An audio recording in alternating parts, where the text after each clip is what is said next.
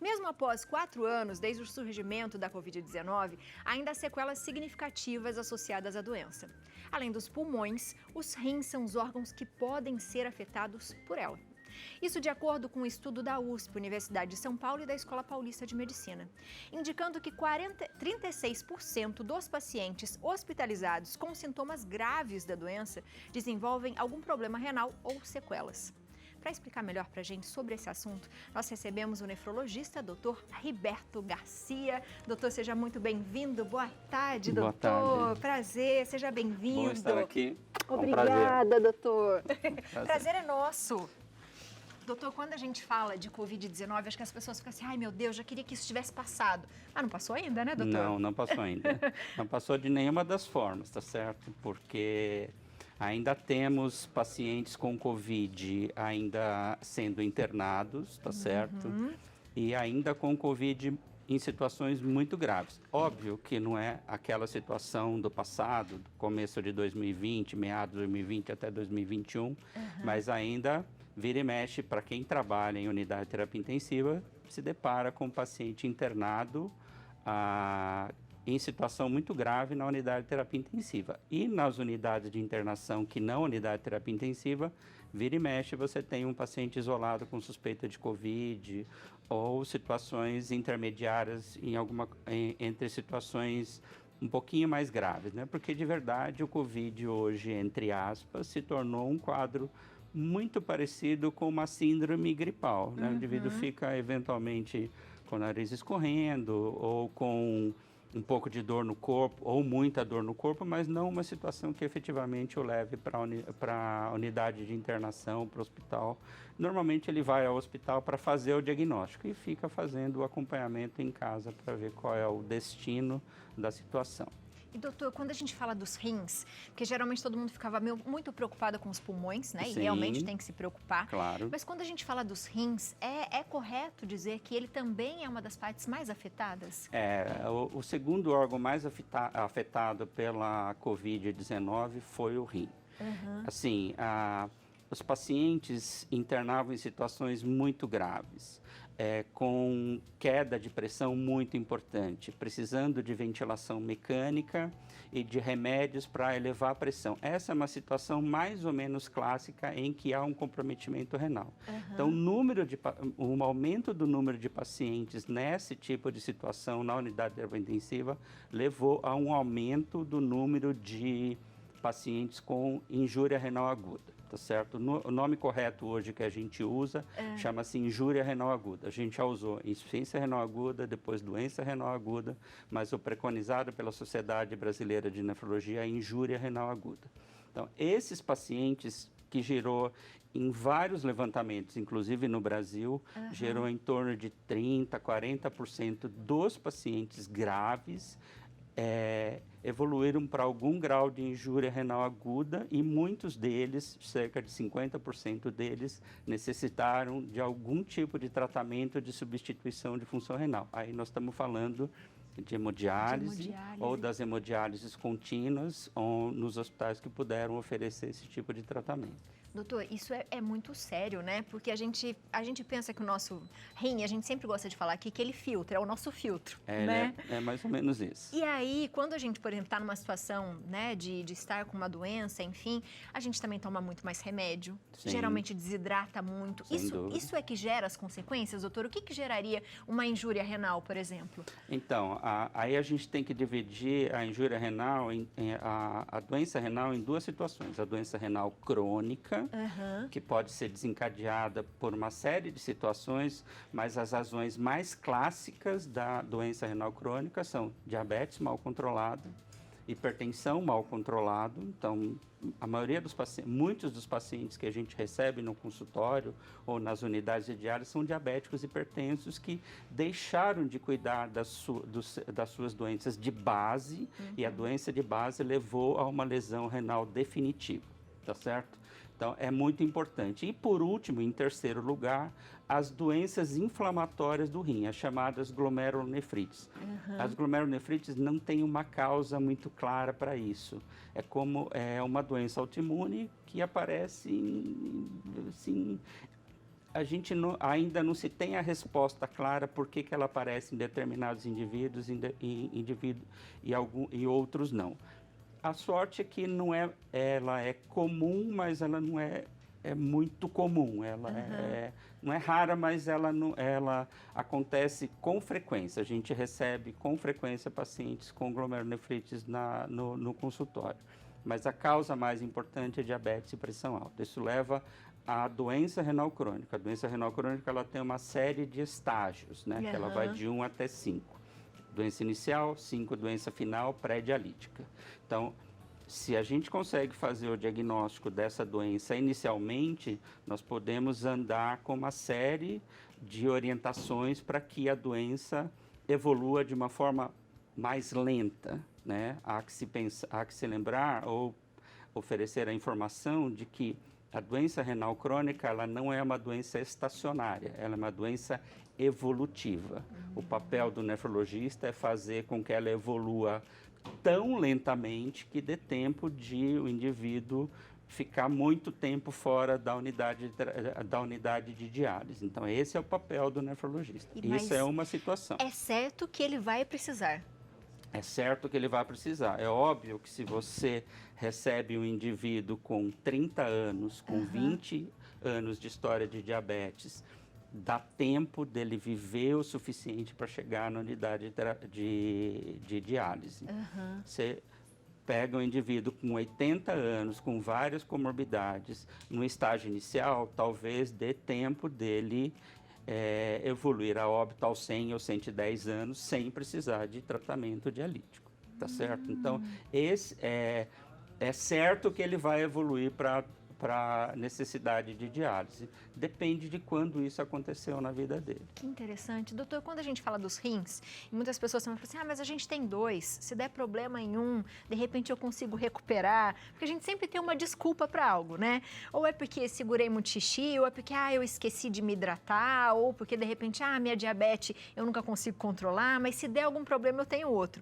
Mas o cálculo nem sempre é feito assim, né, doutor? Não, nunca é feito desse jeito. Quando a gente trabalha com o rim, a gente fala do rim, a gente fala da função renal global, tá certo? Então, quando eu falo isso para os pacientes, né?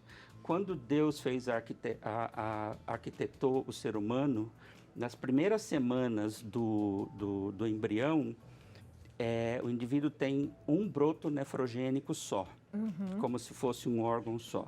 E à medida que o embrião vai crescendo, o broto nefrogênico ele sobe da região mais baixa para a região mais alta e ele divide. E formam-se 2 rins, tá certo? Então, quando a gente trabalha com o rim, raríssimas são as doenças que acometem um rim só. Eventualmente, pedra no rim e câncer de rim. Então, assim, casos comuns de câncer de rim, você eventualmente tira o câncer ou tira o rim. Com muita frequência o indivíduo está curado e o outro rim é capaz de manter a função renal global estável. Uma outra situação bem comum em que o indivíduo consegue viver com um rim só e que a gente sabe que vive bem com um rim só, são doadores vivos que doam um rim para um parente, para a esposa, para um ente querido, para que ele possa sair da unidade de diálise. Então, é possível viver com um rim só, desde que você tenha todos os cuidados que precisa ter.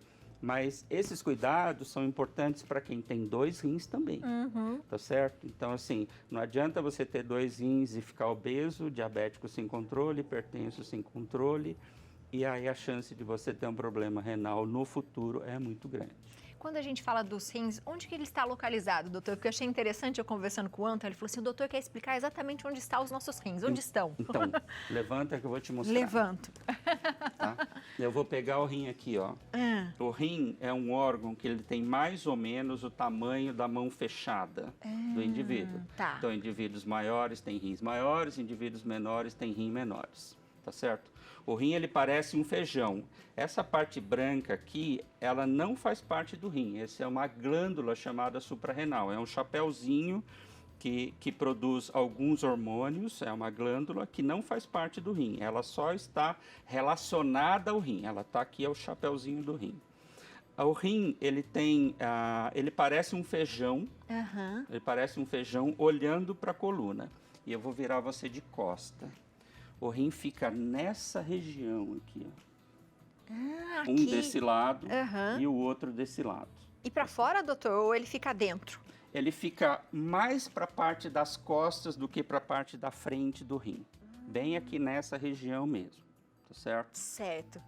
Então, esse é o local exato do rim. Então, às vezes Quando a as gente fala pessoas... dor nas cadeiras aqui, ó, Então, a dor do rim, às vezes pode as ser. pessoas vêm e falam assim, não, eu tô com dor, a dor que dói aqui é do rim. Não, aqui não é o Aham. rim. Ou é ciático, ou é muscular, ou é Porque é da região do acima. glúteo. É bem para cima. O rim fica escondido dentro da caixa torácica. Então, quando você pega aqui, palpa a última costela, se você não respirar fundo, você não consegue ver o rim no ultrassom, por exemplo. Ou no momento de fazer uma biópsia. Então, o rim fica escondido dentro da caixa torácica. Ou Viu? quase dentro da caixa Que torácica. interessante isso, doutor. Muito bom. A gente acha que a gente sabe, mas a gente não sabe, não. E aí, a gente tem alguns alimentos e eu queria já começar com... São todos polêmicos aqui para mim, doutor. Mas eu vou começar com essa polêmica aqui do sal, que quando a gente fala do sal, né, a gente fala, não posso, eu tenho que diminuir o sal por causa dos rins, enfim.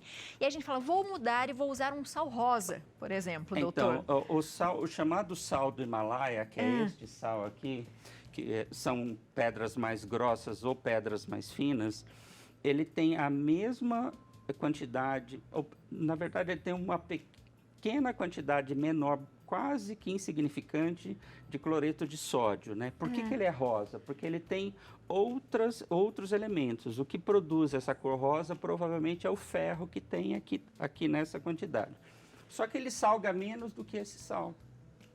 Então você usa mais esse sal do que o sal branco. Então no final de tudo, você está consumindo mais cloreto de sódio, tá certo? A outra coisa que nós devemos lembrar é que este sal não é acrescido de iodo. E por que põe iodo no sal refinado ou no sal grosso? Para evitar o aparecimento do bócio da tireoide. Então, o consumo excessivo desse sal pode fazer tanto mal quanto qualquer um dos outros tipos de sal. Aí as pessoas às vezes falam assim, agora eu uso sal marinho. Então, nós vamos lembrar que todo sal do mundo é marinho. Todos eles vêm da mesma fonte, tá certo? Você pode falar o que for. O sal de Himalaia é de uma região que a gente acredita-se que já foi mar, mas o lugar mais comum da produção do sal de Himalaia é no Paquistão. Né? Porque agora sal paquistanês não vende, mas sal do Himalaia vende. Então, assim... A única diferença desse sal não é a quantidade de cloreto de sódio. Eles são exatamente iguais. Ou muito parecidos. Então, se comer sal faz mal, qualquer sal resolve esse problema na malignidade. Existe no mercado um sal chamado sal light. Ele é uma associação de cloreto de sódio com cloreto de potássio, tá certo? Ele tem mais ou menos metade e metade. Compensa usar esse tipo de sal? Não compensa, porque o cloreto de potássio ele é amargo. E se você quiser a mesma qualidade de sal, você vai usar uma quantidade muito grande. E para pacientes que têm problema no rim, consumir muito potássio é ruim. Então, minha gente, você tem que realmente pegar o seu sal refinado e diminuir esse sal refinado. Diminuir a quantidade. Então, assim, o ideal do consumo diário de sal é alguma coisa entre 5 e 6 gramas de sal. A gente consome aí alguma coisa entre 12 e 15 gramas de sal. É pela metade, né, doutor? É pela metade, exatamente. A gente também sabe, né, e todo mundo fica com isso na cabeça, doutor, de que, eu tô acho que com problema de rim por causa da minha urina, de repente a gente acha que tá sabendo, e eu preciso ingerir muita água. Ingerir muita água, qual que é o limite? Porque a gente até tem a continha, doutor, mas tem gente que fica preocupada e começa a ingerir muito. Isso também pode causar algum dano? Pode. Então, não tem um limite exatamente da quantidade de água que o indivíduo deve ingerir. Ele deve ingerir a quantidade de água que é capaz de matar a sede dele, para que ele se sinta confortável. Lógico que há situações extremas, né?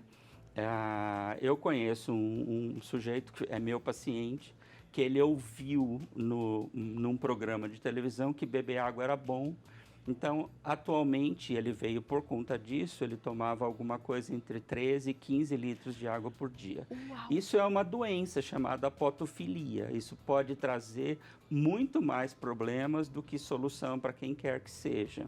Embora ele não fique inchado, não tenha problema no rim, ele pode ter distúrbio metabólico pela quantidade excessiva de água que bebe. Então aí nós vamos para outro extremo. Então nós vamos beber bem pouca água. Muitas pessoas conhecem ou têm contato com indivíduos idosos. Indivíduos idosos não gostam de beber água. Por um monte de razões, tá certo? Mas o mais comum é que fazer xixi dá trabalho. Então, para você pegar um indivíduo de 85 anos, para ele beber bastante água, ele levantar de 2 em 2 horas, ir até o banheiro, baixar a calça, fazer xixi, voltar, às vezes é muito trabalhoso. Então, eles acabam evitando de beber muita água. E as mocinhas.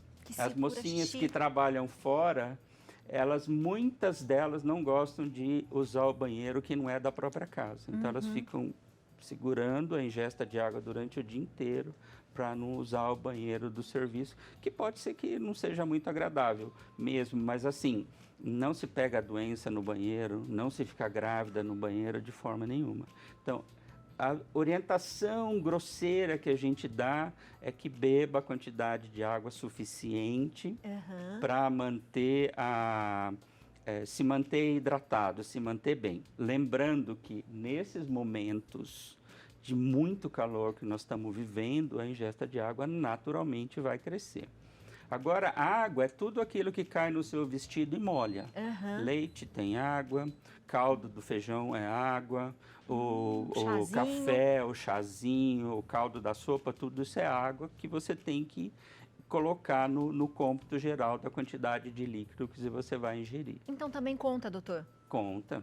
Ai, que maravilha. Claro que conta. E acho que pra gente finalizar um pouquinho, porque dá pra gente conversar de rim, ó, doutor. Horas. Horas. Mas tem uma coisa que quem, por exemplo, tem problemas renais não deve ingerir de jeito nenhum. Tem alguma coisa, doutor? Não deve ingerir, não deve comer?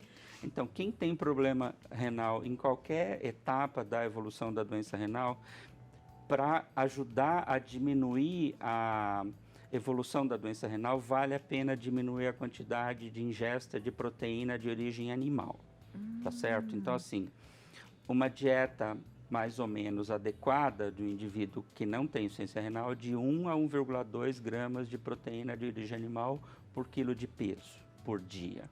O indivíduo que tem doença renal crônica, ele deve diminuir essa quantidade de proteína para alguma coisa entre 0,6 e 0,8 grama por quilo de peso. Lembrar, por exemplo, que assim, um filé de frango de 100 gramas tem aproximadamente 30 gramas de proteína.